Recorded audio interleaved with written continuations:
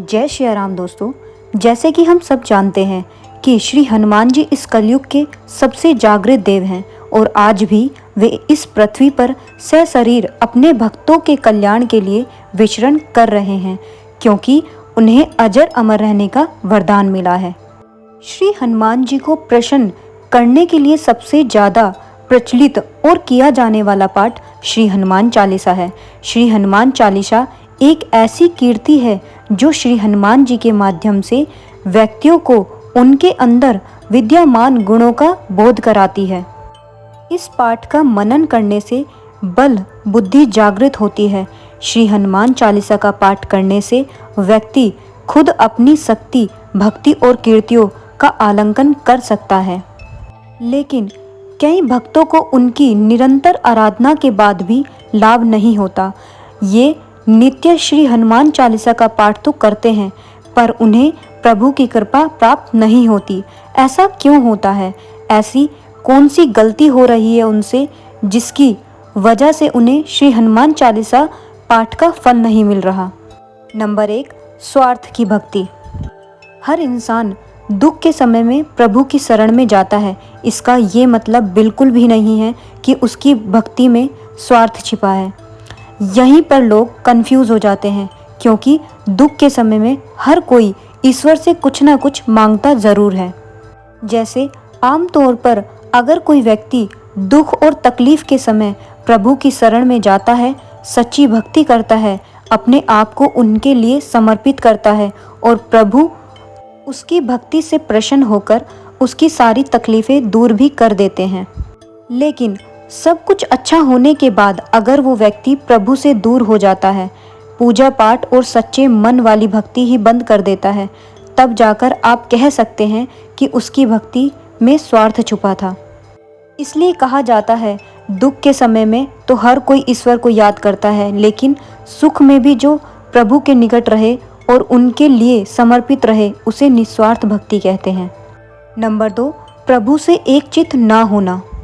कुछ लोगों की आदत होती है कि पूजा या ईश्वर की ध्यान करते समय वे दूसरे विचारों में खोए रहते हैं। ऐसा कह सकते हैं कि लोग अपनी टेंशनों में ही खोए रहते हैं या बस सिर्फ फॉर्मेलिटी के लिए नाम जाप कर रहे होते हैं। अगर हम प्रभु से एक चित्त नहीं होते, हमारी भक्ति ही दृढ़ नहीं है, हम सच्चे दिल से भक्ति नहीं करते, तो भला प्रभु अपनी कृपा हम पर क्यों करेंगे? मैं समझ सकती हूँ कि हम अपने विचारों को बंद नहीं कर सकते, लेकिन ध्यान या मेडिटेशन करके हम अपने विचारों को कंट्रोल जरूर कर सकते हैं और एक जगह केंद्रित कर सकते हैं।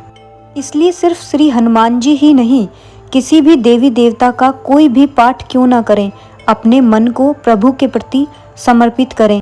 आप जो भी पाठ करें उसका महत्व समझें, सच्चे दिल से पाठ करें, फिर देखना प्रभु की कृपा आप पर जरूर होगी। नंबर 3, बुरे कर्म। हमें सच्ची भक्ति के साथ साथ अच्छे कर्म भी करने चाहिए।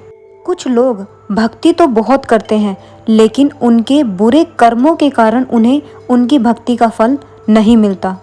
आप खुद सोचें, एक तरफ आप मंदिर या घर में बैठकर पूजा पाठ कर रहे हैं, दूसरी तरफ आप जानबूझकर कोई पाप कर रहे हैं, जैसे कि निर्दोष को तकलीफ पहुंचाना, किसी का धन हड़प लेना, किसी को बुरे कर्म करने के लिए प्रेरित करना, किसी स्त्री पर बुरी नज़र डालना आदि।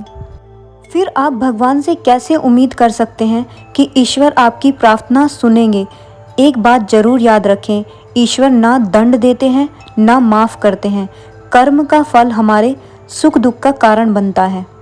नंबर 4, संकल्प पूरा ना करना। हम जब तकलीफ़ में होते हैं तो उस तकलीफ़ से बाहर आने के लिए हम हर एक प्रयास करते हैं।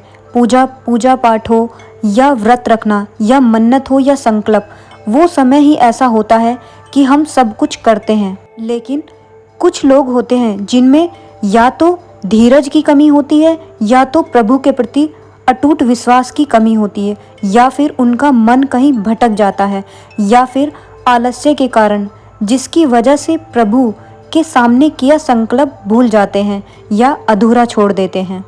ऐसा बिल्कुल भी ना करें, अपने संकल्प को पूरा करें। हाँ, अगर आपके घर में सूतक या फिर महिला भक्तों को मानसिक धर्म की समस्या हो तो वे सूतक खत्म होने के बाद अपना संकल्प जारी कर सकती हैं। नंबर 5, नियम का पालन ना करना। कुछ लोगों की सबसे बड़ी समस्या यही होती है कि हमारे शास्त्रों में बताए गए प्रभु भक्ति से जुड़े नियमों का पालन नहीं करते। वे बस अपने ही कंफर्ट जोन में रहकर सब कुछ करना चाहते हैं और जब प्रभु की कृपा प्राप्त नहीं होती तो वे ही सबसे पहले इंसान होते हैं जो भगवान को कोसते हैं, खुद निगेटिव होते हैं और दूसरों को भी निगेटिव करते हैं। अब उनको कौन समझाए कि असली कंफर्ट जोन तो प्रभु की भक्ति में ही है। कुछ लोग प्रभु के सामान्य नियम तक का पालन नहीं करते, जैसे कि स्वच्छ कपड़े पहनना, पूजा करना, घर में साफ सफाई रखना ताकि घर में प्रभु का वास हो। मांस मदिरा का सेवन करके पूजा पाठ ना करें। व्रत और संकल्प के समय ब्रह्मचर्य का पालन करें। बिना नहाए धोए पूजा पाठ ना करें। हम लोग गृहस्थ में रहकर कठिन नियमों का पालन नहीं कर सकते, लेकिन कम से कम रोजमर्रा के जीवन में सामान्य नियमों का पालन कर सकते हैं जो कि हमारे हाथ में है। देखा जाए तो इन सवालों के जवाब हमारे पास ही थे। हर इंसान अपनी खुद की गलती को जानता है। एक हम खुद ही हैं जो अपनी गलती को सुधार सकते हैं। सच्चे दिल से भक्ति करें और अच्छे कर्म करें, फिर देखना श्री हनुमान जी की कृपा आप और आपके परिवार पर जरूर होगी। जय श्री राम दोस्तों, जय बजरंगबली।